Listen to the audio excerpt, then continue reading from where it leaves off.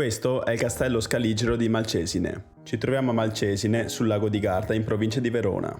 Per alcuni studiosi risalirebbe agli ultimi secoli del primo millennio a.C. Per altri sarebbe stato edificato dai Longobardi durante la metà del primo millennio d.C.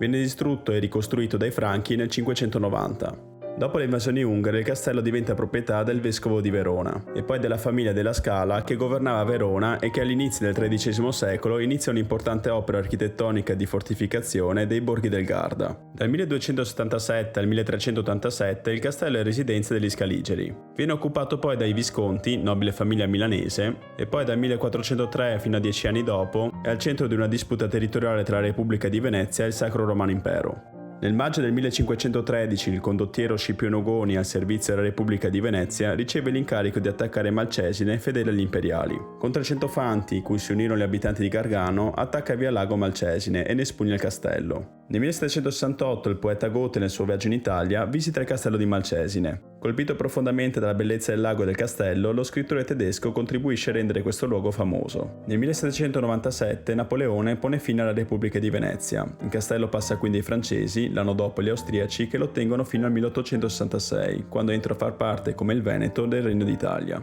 Dal 1902 è monumento nazionale e dal 2017 è proprietà del comune di Malcesine.